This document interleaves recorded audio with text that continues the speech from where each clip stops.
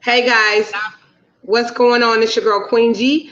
So I have my guest on another line and we're trying to figure out how to get her in here. So y'all give me a second. I'm gonna put y'all on mute, but I wanted to start the show and establish it. Y'all get ready. This is gonna be amazing and powerful. So give me a second so we can get her in on the show. Hold on 1 second.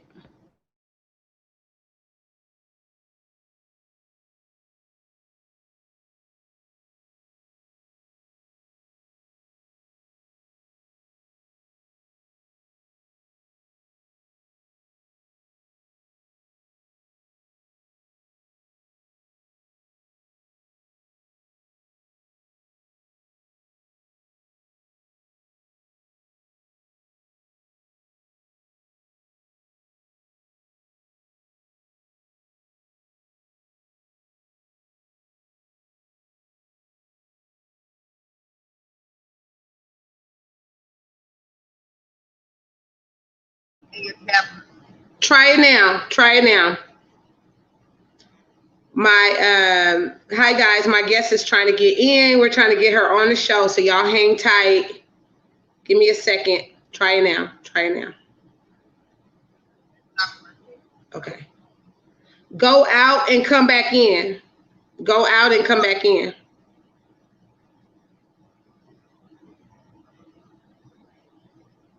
Y'all are in for a treat today. If you could hang tight, be patient with me. Y'all are in for a treat. This is an amazing show. I'm looking forward to interviewing this particular guest. And it's going to be powerful. So y'all hang. I see you. I see you. I see you. Okay. Why is it doing that?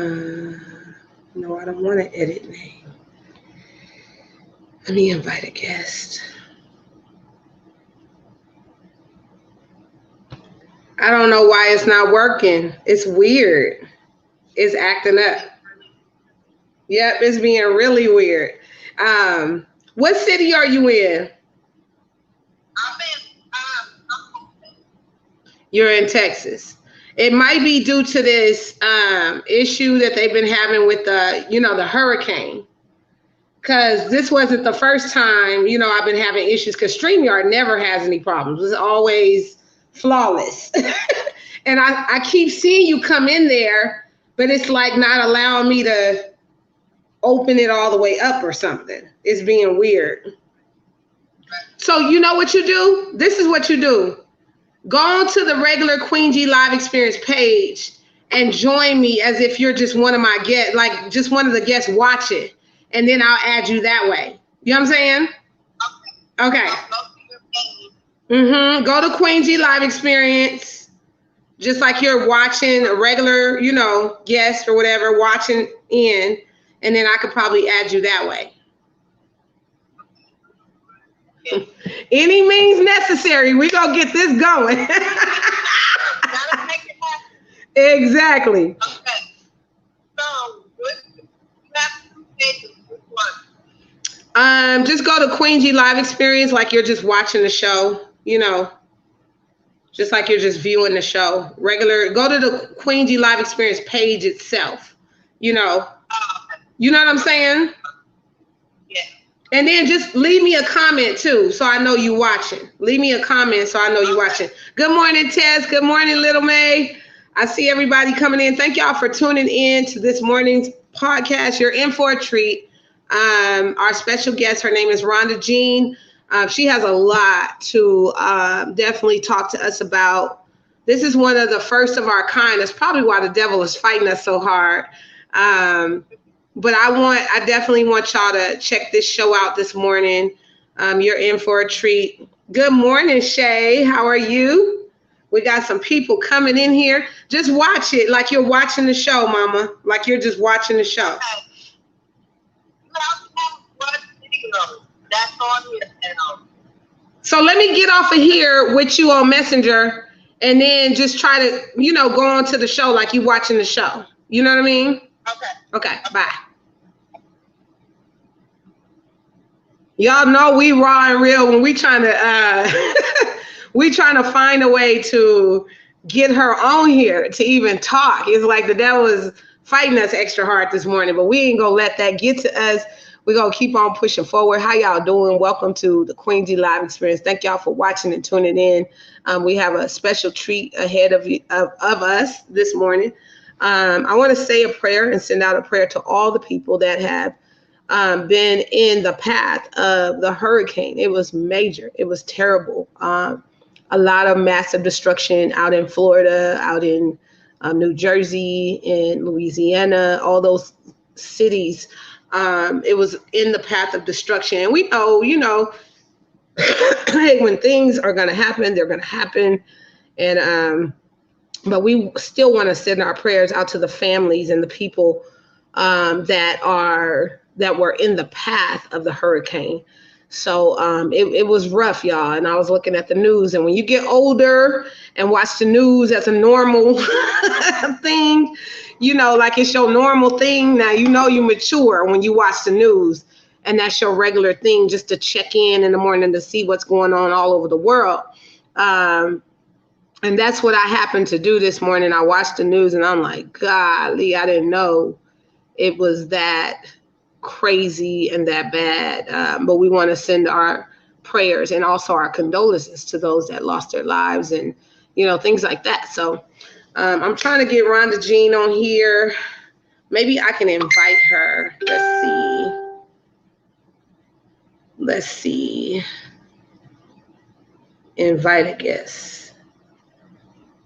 It's not letting me do that either. I don't know what's going on with this Facebook or this StreamYard is not working right this morning. Thank you, Tess. Thank you so much for standing in agreement. Yes, we're all going to pray and send our love and peace to those out there. They are trying to, recover and put things together at this point. People are coming out to assist with the destruction, and it was just massive. It was crazy. When you look at the visuals of everything, it was rough. Let's see.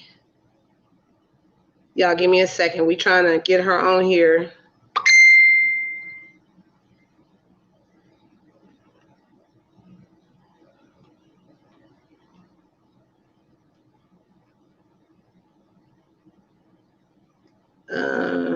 Sorry, y'all, for pausing.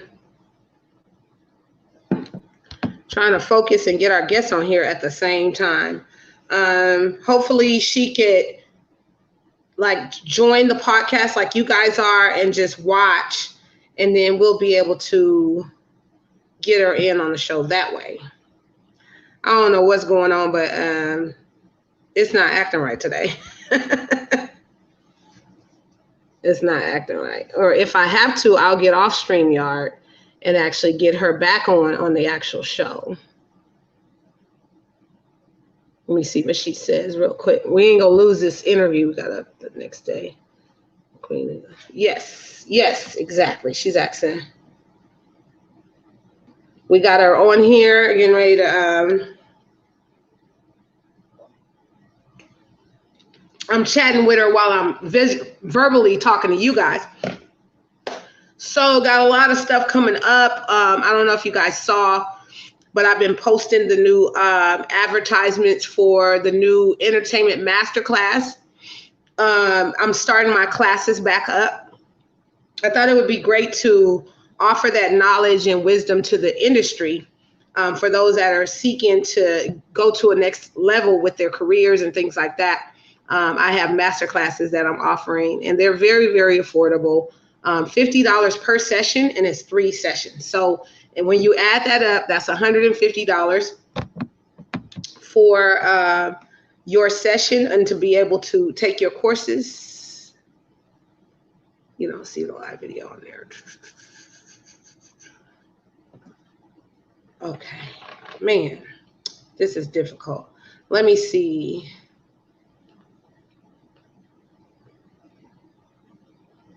A friend over there.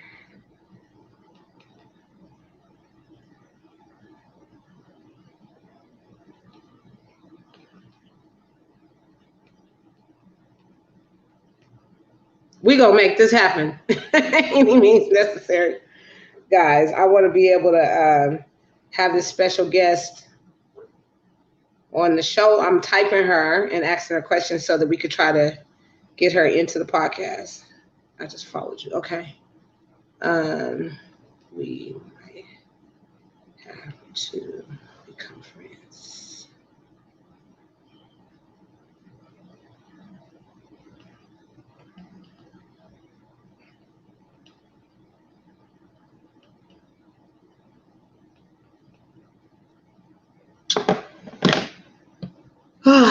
Guys, it's not. Oh my God, this thing is tripping. Okay.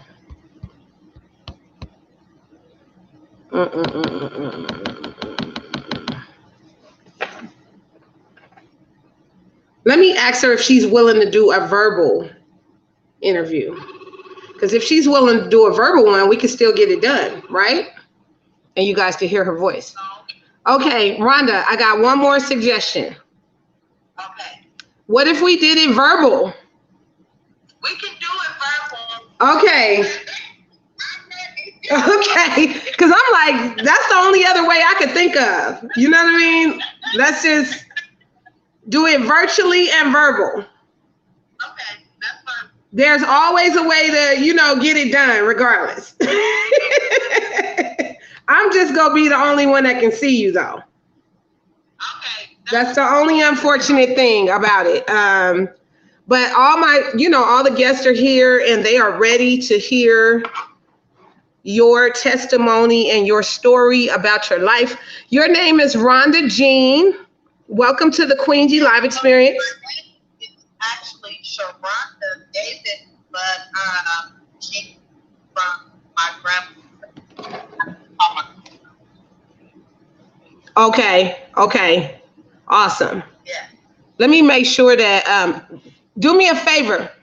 Text your number. Text your number to me, because if I have to, I'll call you and do an intercom version and put you on speaker and do it that way. Because it sounds like it's kind of breaking up. I want to make sure we can hear you. You know what I'm saying? Okay. I'm hitting it right now. Okay. All right. But I can hear you okay. But if it starts to act up, you know what I mean? I got that option too. Yeah. We gonna get this any means necessary. So your name is Sharonda. That's your real name? Yeah. Okay. Yeah. And where are you from, love? So originally, I'm from San Francisco, California. I was born and raised in San Francisco, California. I literally just moved out here almost a little over a month ago. Yeah. I just graduated a treatment program called Salvation Army. My addiction, it started really, really, really, really young. And when you say addiction, love, tell me exactly what addiction that was. Well, my first was men. That was my very first addiction. My second addiction was alcohol, and then marijuana, and then it went from crack cocaine to crystal meth, to pills, to, just everything that I could put my hands on. Okay. And let me ask you this. Why do you feel as if you were led into that path? Like, what enticed you to go in that direction? What enticed me to go into, the hardcore drugs, especially crack cocaine and crystal meth, is the fact that I didn't have any support. I didn't feel like I had any support. I felt, abandoned. I felt misunderstood. I felt alone. And, I also was raised by my father. I don't really like to share that story too much, but her story it actually, made me a stronger person. So when I was raised by my father and, I was abandoned shortly after that, I kind of gave up and I didn't know what to do. I just felt like, this is what life is. And I got high to stay numb so I wouldn't feel those emotions that I felt. Let me ask you this, and I know this is hard, and I know today, I knew today I was probably gonna cry because I'm just very emotional myself, just about different things, especially when it comes to molestation and you know children being tampered with in ways that they're not supposed to, and things like that. Because I'm a mother, and I have a heart, a true heart. You know what I mean? As a mother, and that just hearing it alone disturbs me.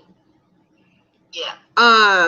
But did you know that that was wrong? Now, did you actually know when he came at you in that way? Did you know that that was wrong?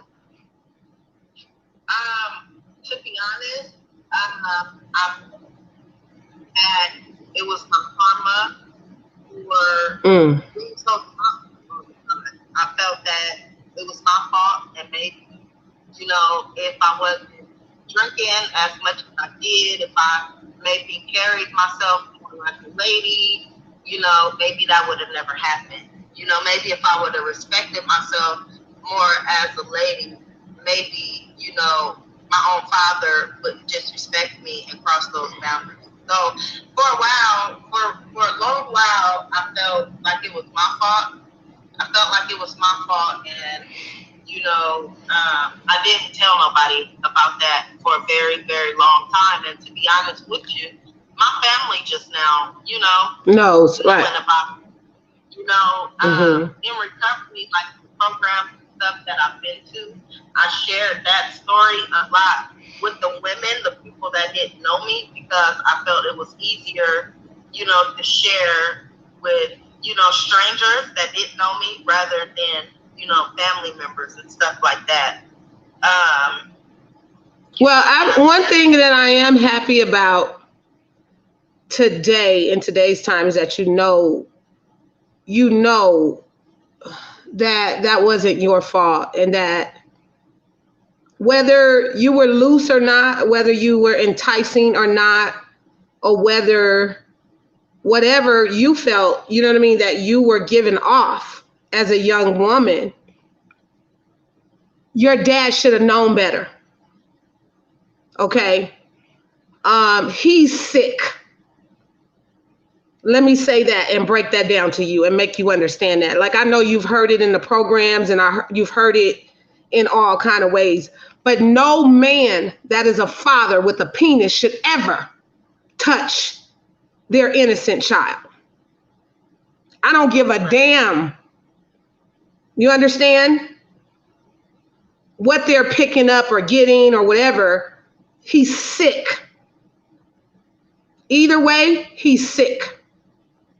So I just wanted to say that, and I know I'm getting intense, but you know what I mean? I just got to put that out there for my audience and for people that are hearing this podcast.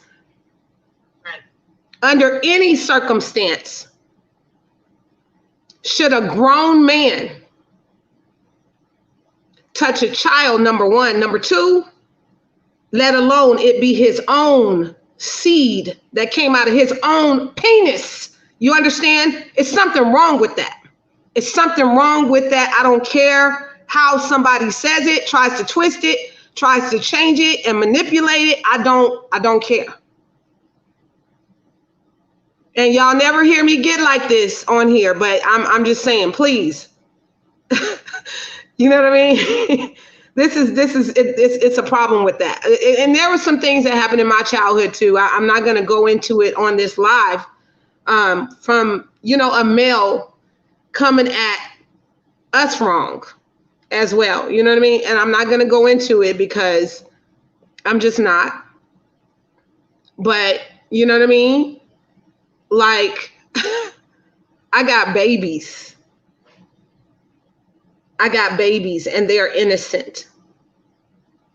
You know what I mean? And we should be teaching them about the things of the world, not sick behaviors like that. Like, it is okay for a male to touch a little baby or a little someone with a vagina that's not mature and not developed, and mentally they don't understand what the touch or feel is. They don't even understand that yet. Like, you know what I mean? They're not established mentally to understand why he's even coming at you like that. So anyway, we can move on. I just had to. I get a little riled up. You understand? I get a little riled up, man. And you know what I mean? Hey, and your behaviors, and I'm gonna say this too, your behaviors that you gave out was just because, you know what I mean, that was something that you learned. Yeah. Because at that age, you know what I mean, when you're younger, it's like you don't even know them behaviors unless it was around you, unless something around you in your surroundings taught you that. You had to, it was something learned, not something that you grew up having and establishing. My daughters don't do that. You know why? Because they don't see it. That it's not around them. It's not, looming in their face. It's not in their eyes and their ears. None of that. You know what I mean? So I just want you to know, baby girl, I don't know. I know, again, you have heard it in the programs, but you are right with me. You understand me? Yeah. You are right with me, sister, because you learned that crap from somewhere. Yeah. You know what I mean? And the whole system of what you're talking about, it was learned from somewhere. Somebody had perversion in your face and in your eyes and in your ears, and all of this type of stuff was going, it was all around you, looming somehow, somewhere, and it was a learned behavior. So even what you gave off was not your own. When I was 14 years of age and my baby daddy was beating me and I had to go to school with black eyes, that wasn't okay. Right. Either way, it wasn't okay. Like, it was not okay. You know what I mean? And I still went back to him. I was coping with it. I was dealing with it. I still went back to him because for the sake of, I love him. No, you don't. That wasn't right. Yeah. Black eyes. Do you understand? I'm up in there covering my eyes with black glasses in my class trying to get my grades. I'm a straight A student with 2 babies already. You understand? I had 2 kids early as a teen mother. And I'm a product of my environment because of where I grew up at in the hood. You know what I mean? And that wasn't okay. It wasn't okay to go to school and have to cover your black eyes while getting your education, and your teacher like, you okay? No, but I can't tell her what's going on. You feel me? I'm still in there trying to get my grades and trying to stay focused. All of my life has been controversial. All of my life. You know what I mean? So sister, we are both products of our environment, of what we saw, what was around us. You feel me? So go ahead, keep telling me what was the thing that, made you cross over into those drugs and get you, choosing that. I just kind of, after that, it's pretty much a crazy that, my father decided to, get married to this woman and leave me and my big brother, in this place that used to be considered, a place that we grew up in, but it shortly became like a trap house because my uncle that smoked dope, took over it or whatnot. So I was left there. My dad decided to go to the house and just her family and take care of her kids. At my age, so I felt I could feel like that. I felt how could my father be, but then I was surrounded by drugs and alcohol, all men, I felt that my father should be with his daughter outside of that toxic environment. No matter. We felt that his daughter was good at the time. I just felt that my dad did very serious depression, give up on life. Literally just started. No, I did. I really did. One day I was like, this is my life, and nobody give a damn about me. So I might as well start. You know? And I had no idea that it was going to bring me down. That it was when I was okay. Yep. Right. And once you get, and see, I don't know about that aspect with drugs and things, but I'm sure once you get caught up into that, it's hard to break from it. It's addicting and It's really extremely hard to break from it. I've been for today, but to take the person to really be willing to stop and be on support of other people. You know what I mean? I can't help myself. Like, I still have to call my support all the way from San Francisco, the people that they see, to the end in my opinion. Positive direction.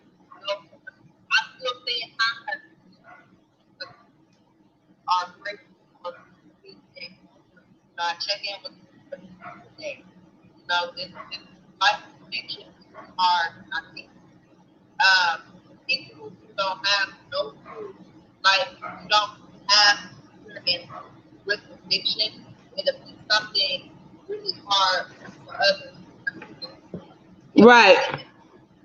Why can't that person just stop smoking? If that person just wanted to do better for themselves, they can do it. But it's not that easy, you know? Right. And I think that, could the audience hear me? Because I got a message saying my voice is going in and out. Let me call you on that number and then we'll put you on speaker and maybe it'll be a little better, okay? Okay. Okay, let's try that. We want y'all to hear this exclusive all the way, so we want to go ahead and call her actual cell phone, and I'm gonna put it on speaker and see if that would be a lot better audio. Thank you guys for tuning in. Thank you for your patience today. We couldn't get her in for some reason on the actual podcast.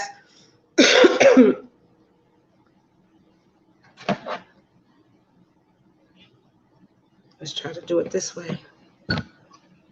Hey, can you hear me okay? Yes, I can hear you just fine. This is way better, I think. So you were saying a lot of people wouldn't understand what it's like to be addicted and that lifestyle. Yeah, a lot of people just don't understand. People look at it like, if a person wanted to stop, they could just stop and stuff like that. But it's really deeper than that. People become addicted to stuff, because of low self-esteem, because of abandonment issues, because with all different type of stuff. And then if you don't have, if you have something missing inside, if you don't feel loved, if you don't feel, if you don't believe in yourself, if you don't address the situation with, your mental health, that's really the number one thing. Mental health, right, is the number one thing that really keeps people, stuck in their addiction. You know what I mean? Because we're fighting through depression, anxiety, and all this other type of stuff that keeps us down and keeps us, addicted. Right. So, I got some other questions for you because I want to just really get to the bottom of, what your lifestyle was like. How much were you spending on drugs, and what type of places would you do drugs in? Like, was it a hidden, secretive location? Would you, have people join you? Like, what was your day to day like once you were addicted? Like for me, I was addicted, and when I first became addicted, I was addicted in my hood. That's where the drugs was easiest to get, where my neighborhood where I grew up from. So I used to smoke, and let's say somebody else's house that is also, a drug addict. You know what I mean? And sometimes I would stay with that person. You know what I mean? I would stay with that person, and we would smoke all day. I would literally go broke over drugs to the point I lost my job. I was on general assistance, and let's say I was getting probably like five something a month, or almost five something a month. In 2 days, that five something is gone. And now that person that I'm staying with got tired of me because now I'm smoking all their stuff for free because I spent all my money.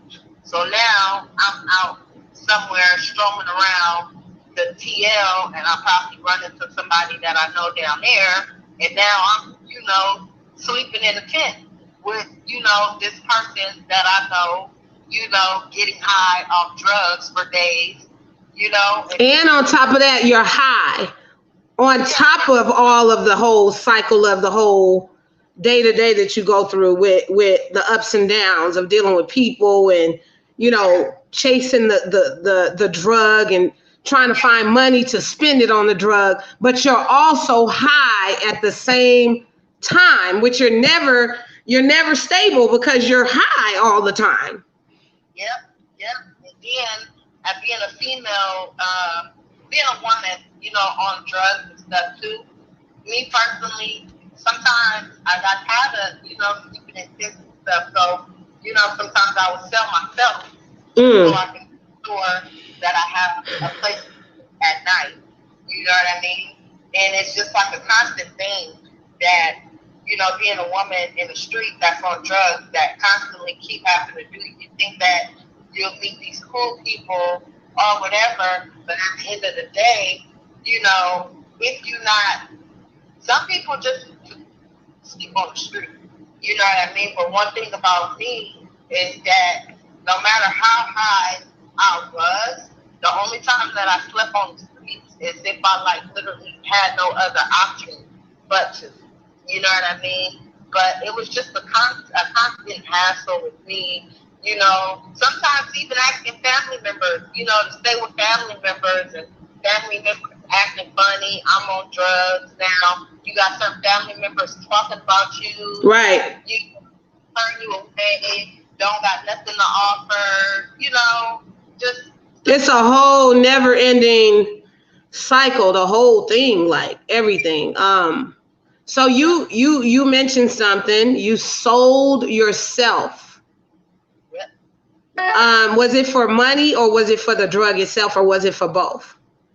Sometimes it was just for the drug itself. Most of the time it was just for the drug itself. In exchange, you would have them sleep with you. Just for the drug itself. Right. Wow. Because it wasn't at this point, it was like, what is the point of selling, myself for any type of money when all I'm going to do is spend it on the drug? Mm-hmm. So that's how low I got. You get what I'm saying? That's exactly how low I got. And, just constantly, in and out of jail, because now I'm causing a ruckus, and people tell me I can't stay with them now. I got an attitude because I feel like somebody owe me something because you family. You know what I mean? And then now they calling the police on me because I'm arguing with them and just all types of stuff. So just the life of addiction for me, it was really, really, really toxic. And then people don't trust you. They don't really trust to see you coming because they know, what's to come. You know what I mean? That whole cycle of it. And then, you know, we don't choose our family. Family is family, but when you lose trust, you know what I mean? That's hard because they don't know, they don't want you around. You know what I'm saying? Yeah. They don't want you around. Like, get out of here. Like, I already know what, you know, what's about to go down. So why? It's like, you know, I don't want you around at all. You know what I mean? I know that was hard. Yeah, it was really hard, and you know what actually saved me from the addiction is that I had went to jail one night because I was staying at my uncle's house, and you know he played me out my money. He was addicted to crack himself, and so he tried to kick me out after he took all my money for me to spend the night.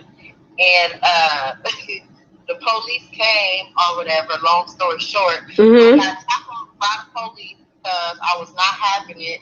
I was telling the police I paid this man all my money or whatever.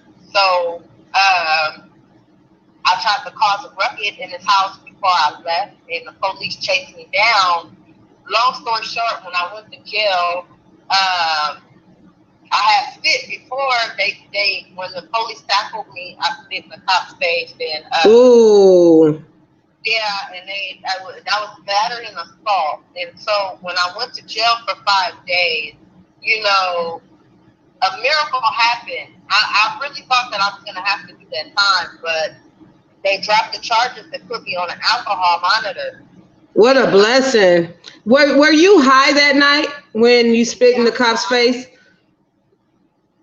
I was drunk. I was just everything that you can imagine. Right. I didn't really care. I was just like, why is this cop in my face? Get out of my face.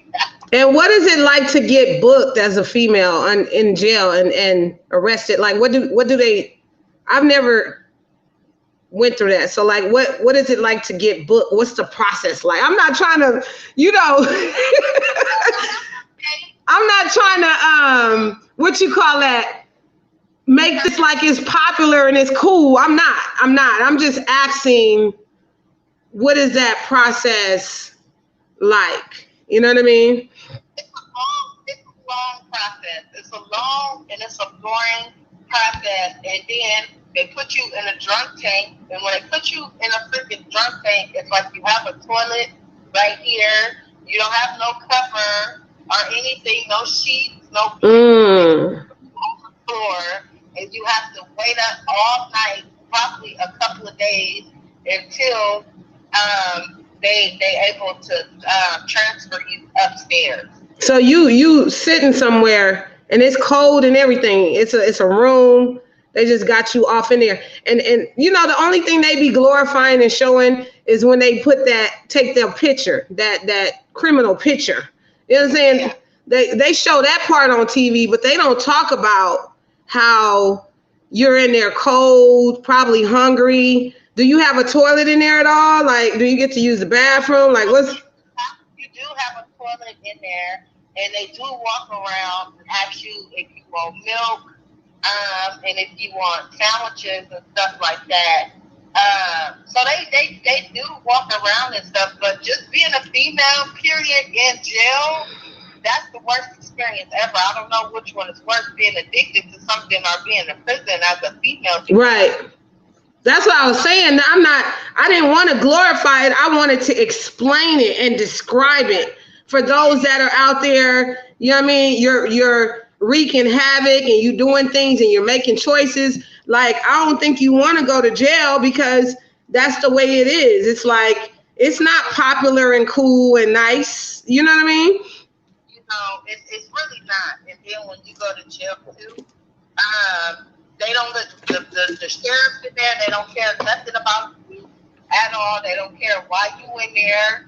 They don't care if you did the crime or if you didn't. It's like they don't have no type of sympathy for nobody in there that's booked at all. Like at all. And if you do find a sheriff or a deputy that do care about one of the people that's in there, it's really rare to find. It's really, really rare to find. But anybody that is booked into jail is always treated like shit. Right. It don't even matter. It don't even matter if you a woman, if you a male. They do not care at all. And then I want to go back to this. You said that you were shocked because they actually released you on a alcohol monitor. Tell me more about that. Yeah, so they had released me, and I was sitting in the sheriff's office, and she was putting the alcohol monitor on me. And so that was the deal. In order for them to drop the charges, I had to keep the alcohol monitor on me and not drink. I had to stay sober, basically. And then the lady, I think this is a funny story, because she's one of the ladies that she's like her personality is like really militant. So it's like, you could tell she was a lady that did not play no games. She was straight to the books, hot books. She don't take no shortcuts. Mm-hmm. So I'm just taking this all in, and then I'm just like, I don't think I can stay sober. This is what I'm thinking in my head. Like, she's putting this freaking alcohol monitor on me, like I'm not going to walk to the store and go get a bottle right after this, right? Right. But the lady, she just felt something from me. So she kind of, after she put the alcohol monitor on me, she just happened to just stop, just to take a quick breather, and then to just look at me. Like, she was staring at me. And I'm just looking at her like, what is this lady looking at? Like, are we done? She paused and stared, basically. She asked me, she said, can I ask you a question? And I said, yes. She said, are you going to be able to stay sober? She said, I just want to know that. And I said, to be honest, I don't know. And she said, well, let me ask you another question. She said, do you have somewhere to go that is a safe environment? And I said, no, I don't. She said, I have nowhere, no family members that you can call that do not drink, that don't smoke, I said, there's nobody in my family that I can even name that do not drink or do not smoke. Right. So you're telling me that if you leave here, you're going to drink. And I said, if I leave here, I'm going to drink. And I said, I could try, but my family is toxic. I don't have nowhere that I can go. Mm-hmm.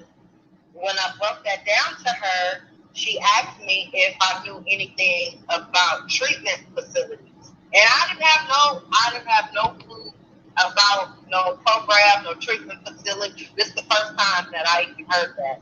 And so I told her no, and I asked her, could she explain it a little bit more? And she told me it's basically, a program that helps people stay sober and stuff like that. Right. And she was explaining that to me. It was this guy, his name is Cedric. He owns Positive Directions in Nova in San Francisco. Okay. He is a nonprofit organization, and they actually help people stay sober coming from jail, that's facing mental health issues. Yes. Can you say that again? Can you shout that name out again? We want to give him love and go ahead and give the name on this podcast today. So shout out to Cedric Akbar. Shout out to Deborah Turner.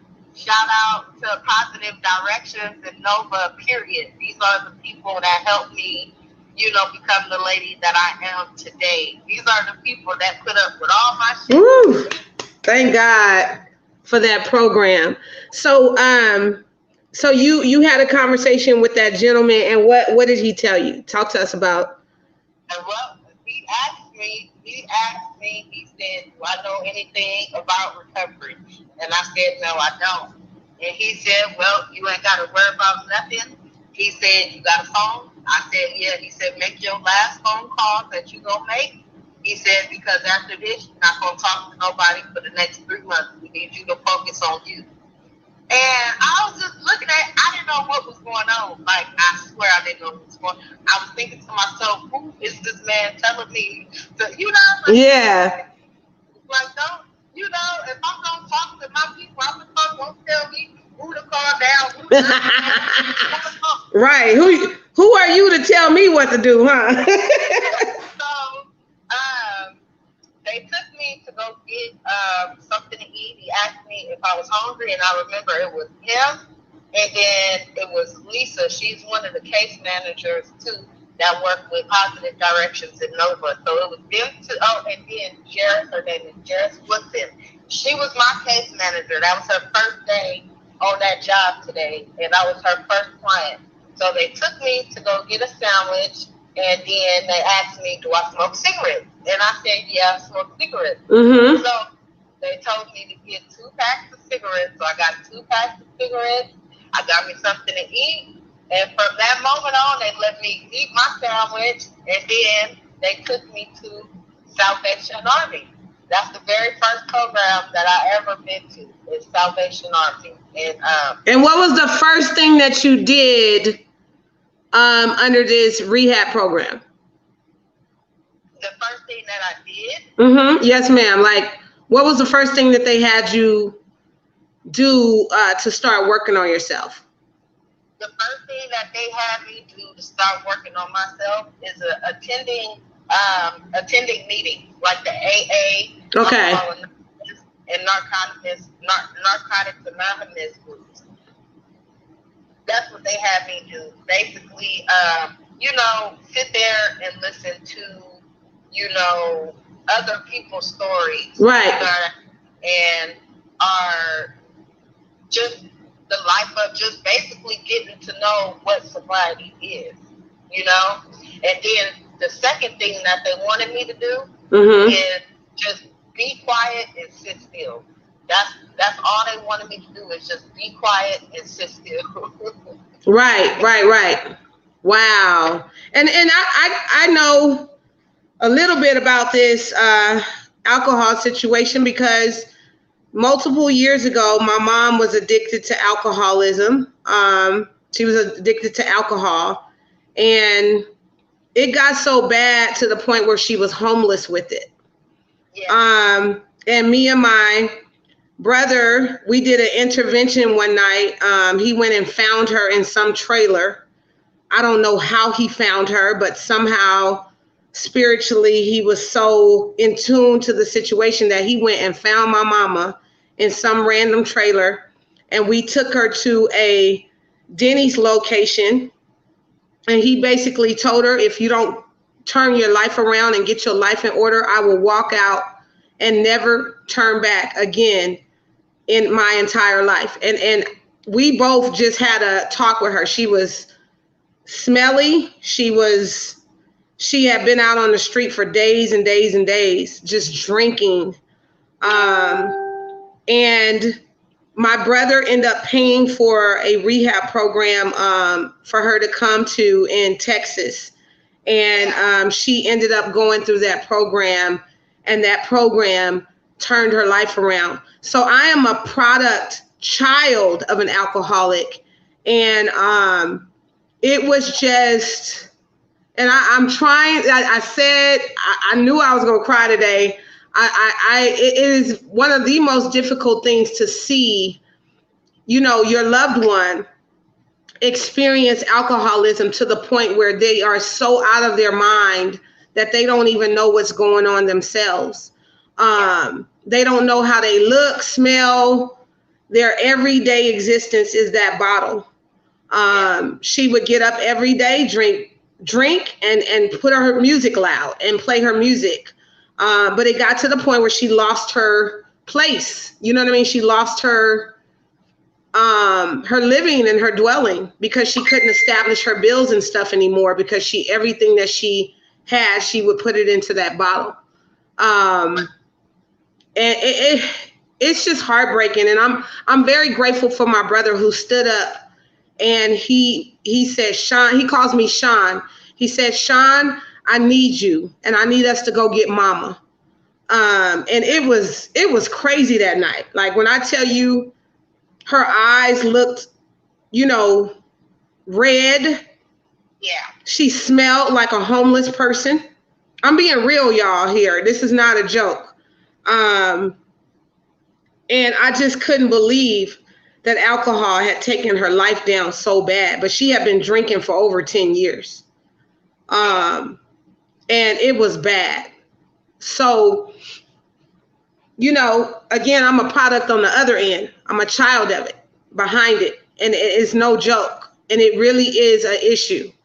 And to this day, she goes to her AA meetings. She's still in her AA meetings.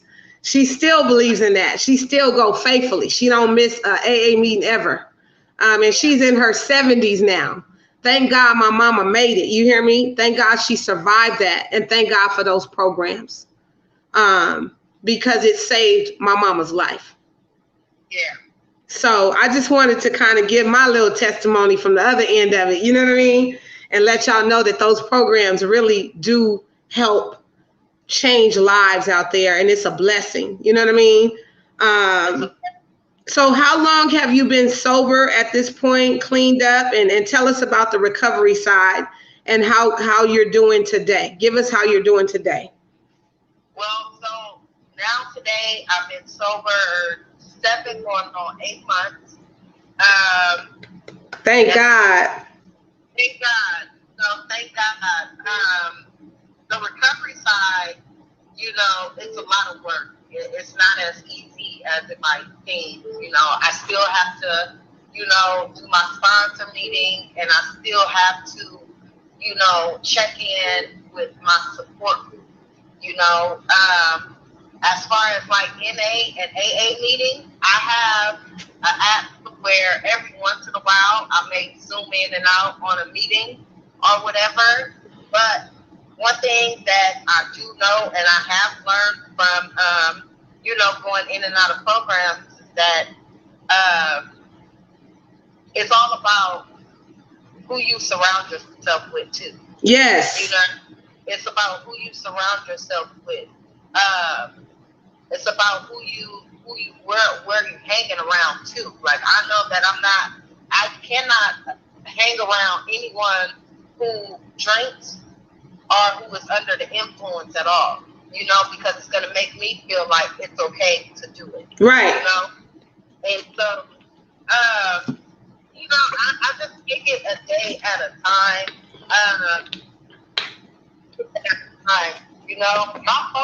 My main focus right now is, my passion is actually helping women too. Yes. I've been there and I did almost anything a person could think about. And right now, all I want to do is give back to these women to let the women know that they're not alone and they actually have somebody that been there and done that, somebody that understands them. Right. Has been through every step of it. And I think you are so brave. I think you are so brave and have so much courage. And these words, brave and courage, is kind of like, a basic word, but they so big. It means so much. Like the fact that you're stepping out, telling your story on this platform today and giving us such a raw version of it, and telling us how your life was and what went on with drugs and alcohol. I just think that's so brave of you. I think you have a huge heart to want to be able to change others' lives by way of your story. And trust me, baby girl, stepping up onto this platform today, it's going to be heard. Many other lives will be touched and impacted by, your testimony and your story. And I just think you're amazing. I want you to know that. I wish I could hug you. I wish I could just hug you and hold you. I ain't going to stare at you like that lady did, but I wish I could just take you and just hold you and just love up on you, just because, you have made such a major step in your life. And I know it is not easy, and it takes so much bravery, especially with. And I also wanted to just touch up on something real quick too. Yes, ma'am. This is another reason, just a little bit more. So, I'm a staff member of my grandfather's and my grandmother's company, Gaining Ground. Okay. It's a nonprofit, organization. We help women, men, that's homeless, dealing with substance abuse. Yes. People who is incarcerated, and just different things to give back to those people. So we have a transitional house that's going to be open and running pretty soon. Hopefully, within a year. Yes. It's going to be called Mary's Hope. And we came up with that name because my mother, her name is Mary Ann Smith, and she, struggled in her addiction. She died, actually. So me, grandfather, and grandmother decided to name the transitional house Mary's Hope. And so... and I know your grandparents personally. They are amazing.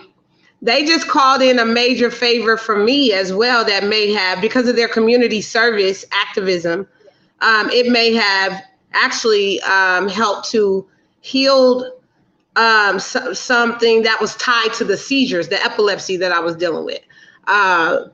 So my God, like their work is real. They're real foot soldiers.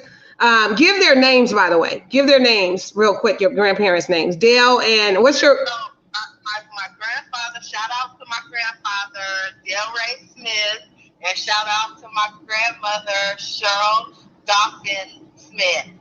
Yes, and they are angels in the community. Definitely God sent. And is like literally my biggest support, my biggest cheerleaders. Those two are my everything, and I would not know what to do without those two. Yes. And shout their organization out again. And it is out in Houston, Texas. Yes, the organization is called Gaining Ground. We also do referrals. So if anyone, needs some services and referrals or just anything, someone to talk to, you can always give us a call at 415-756-0494. Say that again, Mama. Give that number again. 415-756-0494. All right. So I want to thank you for joining us today on this live podcast. We have reached the end of our hour. Oh, my God. And I wish I didn't have to, let you go because you are just so inspiring and so amazing. Hopefully you will consider also taking your story and putting it in a book one day, because I think the book form of your testimony would be even more impactful. So let me know if you're interested in that, and I can kind of coach you on how to, put your story out there in a book form, and we can talk about that later on. Keep up the good work, baby girl. Keep striving for greatness and to help I think if you continue to walk in that lane of trying to and making the attempt to help save others, from their addictions and things like that, I think you will always be okay. You know what I'm saying? Because you're on God's mission. You out there foot soldiering it for the world, other people. You know what I mean? And you went through it for a reason, so you could really tell people what that was like. It's not the sugar-coated version. It's the real raw version. And I think people respect realness. You know what I mean? That's what it's about, So give us your name again. My name is Sharonda David. Yes. Yes. So I want to thank you again, baby girl, and I keep calling you baby girl. Bless you. God bless you for all that you're doing. I thank you for sharing your testimony on this platform today, a Queen G Live experience. I think you're powerful and amazing. And I know that you're going to change millions of lives through your testimony. So thank you for choosing this platform to speak on. I appreciate you so much. Is there any final words, shout outs, or anything that you want to give at the last end? The last thing that I just want to say is that, for everybody that's listening, that feels that, they're struggling with substance abuse or they just need anybody to talk to, if they know somebody that needs referrals, please don't be shy to reach out to our organization. We are there 24 hours of the day. Our main focus is to help other people to stay sober, because it's not about us. We cannot stay sober unless we give back to somebody else. So please don't be shy to use the number, and you know, it'll be a blessing to just help another person. That's all I have to say. And thank you so much again. God bless you. And I want you to have an amazing rest of the day. And I will share this to all my different platforms and things like that, so we can get your story told, and also bless others. Hopefully this will help so many others that listen to this show. So thank you all for watching, tuning in, for hanging in there with us today. We had a great audience today. A lot of people tuning in. And please, if you have access to my page, Queen G Live Experience, go ahead and share this story out. Put it on your stories, put it on your, your Facebook pages, and let some other people hear of her fabulous testimony and how God has tremendously blessed her and changed her life. And through her life and her testimony, she is now changing others' lives and impacting them. So thank y'all for tuning in. This is your girl, Queen G of Queen G Live Experience. I'll see y'all next time, okay? Peace.